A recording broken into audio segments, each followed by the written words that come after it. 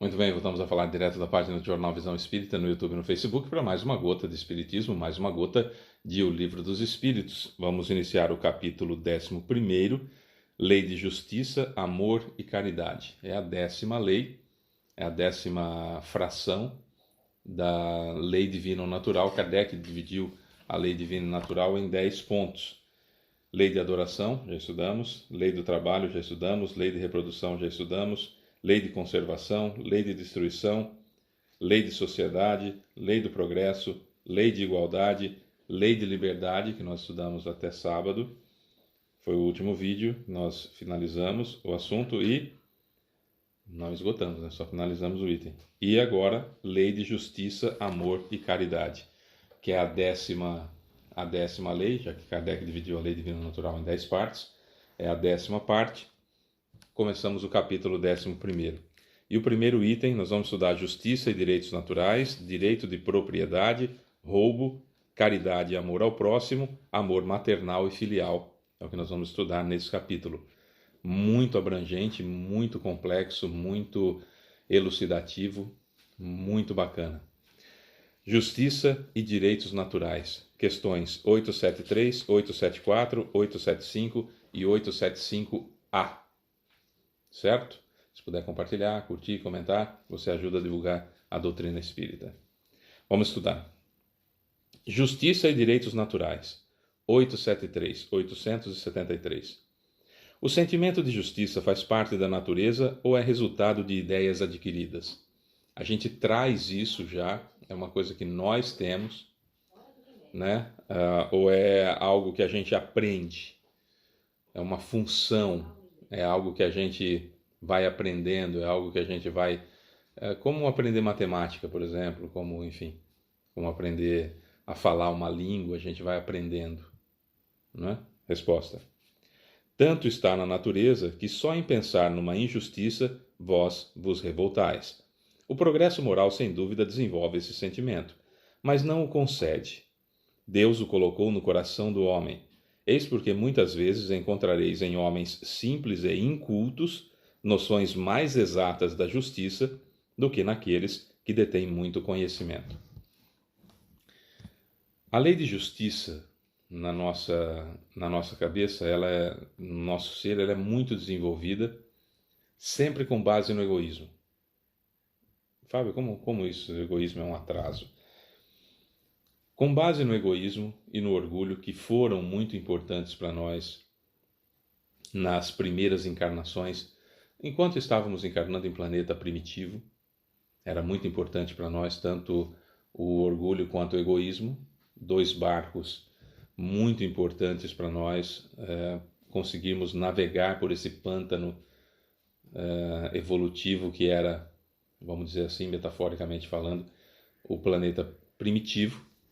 E agora que não é mais um pântano, o planeta de provas e expiações, a gente carrega arrastando esses barcos amarrados ao nosso corpo, e a gente tem que ficar arrastando esses dois barcos, orgulho e egoísmo, que de vez em quando servem para a gente subir e ver as coisas de cima, como eu já fiz algumas metáforas aqui nesse sentido, nas gotas de Espiritismo e também no nosso bate-papo sobre Espiritismo aos domingos, também nas palestras.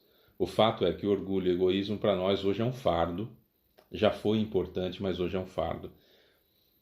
As primeiras noções de justiça nós desenvolvemos através do egoísmo. Como assim? Era injusto ao nosso ver que tirassem alguma coisa da gente. Era injusto aquela pessoa que a gente tinha relacionamento sumir de repente. Daí foi surgir a primeira emoção, que é o medo, não é? Quando a gente via que essas pessoas desapareciam, a gente nem tinha noção que era morrer. Tombava simplesmente alguém e depois essa pessoa desaparecia do nosso convívio. E isso começou a dar medo que pudesse acontecer conosco também. Não era justo acontecer conosco também. Era justo acontecer com o outro, aí tudo bem, não é problema meu. Agora, acontecer comigo não era justo. Então perceba que quem tem ainda a justiça baseada no orgulho e no egoísmo está muito mais atrasado do que quem tem o senso de justiça totalmente diferente do orgulho e do egoísmo, pensando em algo mais abrangente, em algo mais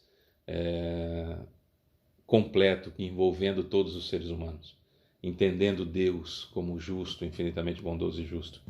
Eu acho que Deus é justo, até brinco com essa situação. Nós achamos que Deus é justo quando nos favorece e achamos que Deus não é justo quando achamos que não está nos favorecendo, né? A gente acha que é justo acontecer alguma coisa boa para a gente, mas para o nosso inimigo a gente acha injusto que aconteça alguma coisa boa. Então, o senso de justiça não é algo que você entender a justiça, não é algo que você, que eu, que nós aprendemos. A gente já tem isso há muitos e muitos séculos. Nós só precisamos desenvolvê-lo cada vez mais e sair do estágio material para o estágio moral, entendendo a justiça divina, que é aí que faz a grande diferença da nossa evolução. Uma pessoa mais evoluída do que nós é aquela que tem o senso de justiça mais desenvolvido, mais próximo da justiça divina, né? 874.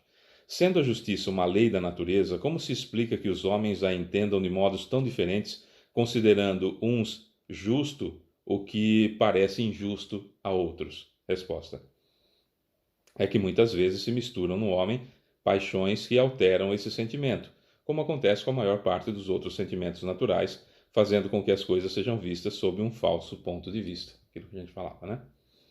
Como se pode definir a justiça? 875. Como se pode definir a justiça? Resposta: a justiça consiste no respeito aos direitos de cada um. Definição fabulosa. Quanto mais nós nos aproximarmos disso, melhor vai ser o nosso senso de justiça. Quanto mais nos afastarmos disso pelo egoísmo, mais atrasados estaremos. 875A. O que determina esses direitos? Porque a resposta foi: a justiça consiste no respeito aos direitos de cada um. Kardec pergunta: o que determina esses direitos? Resposta: duas coisas: a lei humana e a lei natural. Tendo os homens feito leis apropriadas aos seus costumes e ao seu caráter, essas leis estabeleceram direitos que variaram de acordo com o progresso do conhecimento. Vede se vossas leis de hoje, mesmo sem serem perfeitas, consagram os mesmos direitos que vigoravam na Idade Média, por exemplo. Esses direitos caídos em desuso e que vos parecem monstruosos, pareciam justos e naturais naquela época. O direito instituído pelos homens, portanto, nem sempre é conforme a justiça. Aliás, ele regula apenas algumas relações sociais, ao passo que na vida privada há uma infinidade de atos que competem exclusivamente ao Tribunal da Consciência.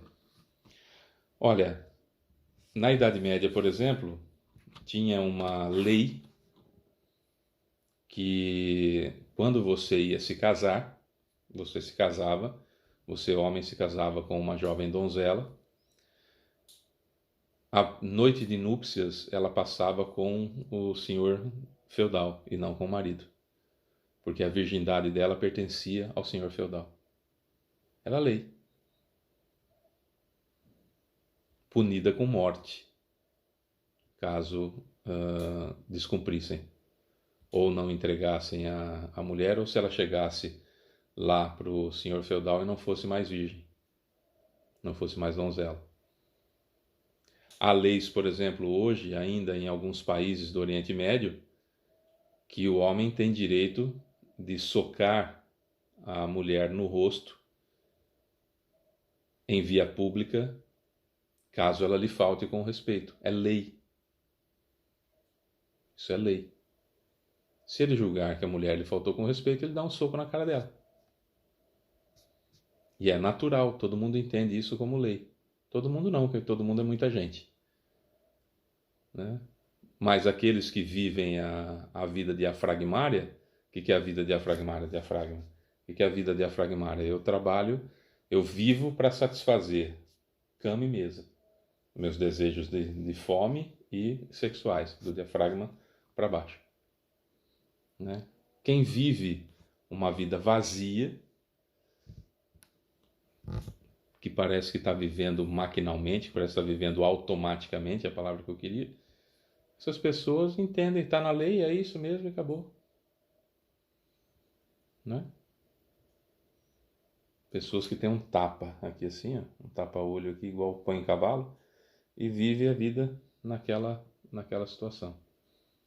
Então, se nós pegarmos as leis, a própria lei brasileira dava direito de você lavar com sangue a honra da sua família caso a sua mulher te traísse.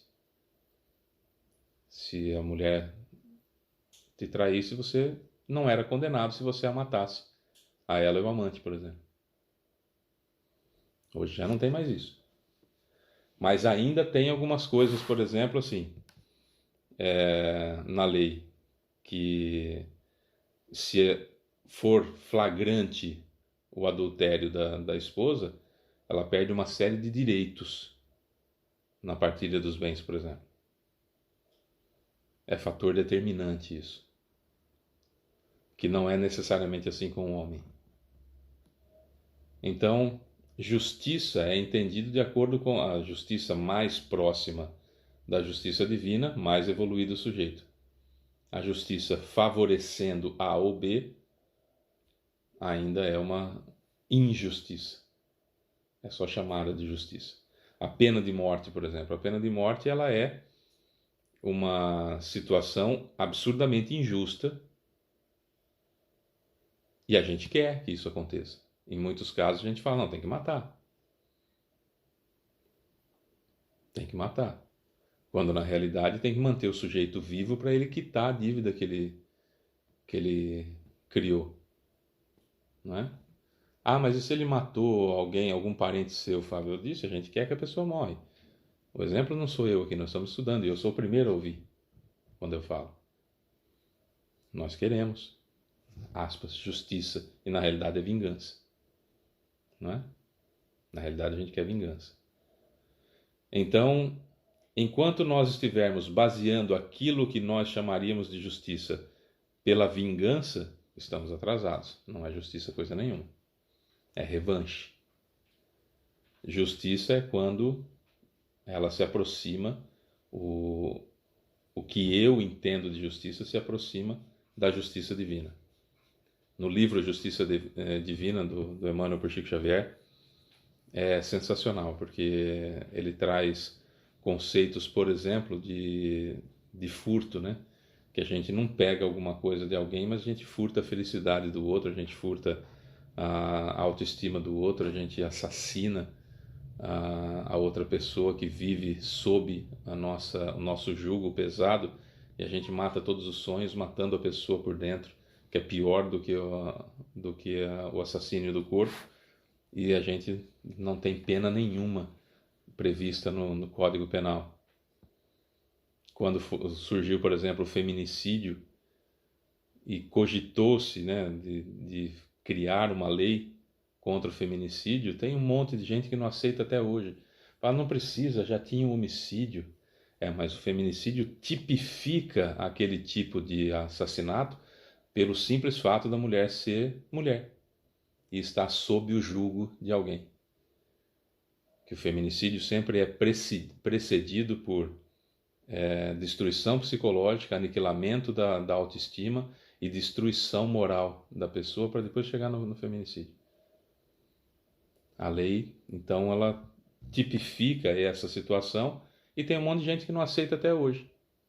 E fala que é um absurdo, que não precisaria, que é etc. As mulheres querem o mesmo direito. Aquele papo de idiota, né? Tem. Então a justiça ela só vai ser, a lei de justiça só vai ser alguma coisa natural quando eu entender aquilo que está na minha consciência, a lei de Deus que está escrita na minha consciência. Porque essa eu não escapo. Não tem tribunal nenhum quando eu chego no plano espiritual. Nada. É muito bonito o Alto da Compadecida, que é uma ideia do Ariano Suassuna que resumiria o tribunal celeste com Jesus, né, Nossa Senhora, Maria, o diabo, enfim, céu, inferno, tudo ali para ser determinado o que vai acontecer, tal e coisa e tal. Não é nada disso, é aqui, ó, direto na nossa consciência. Sou eu comigo mesmo, e ali não dá para eu disfarçar. Não, mas não, não tem. Não tem não mais, não tem, mas também, né? Não.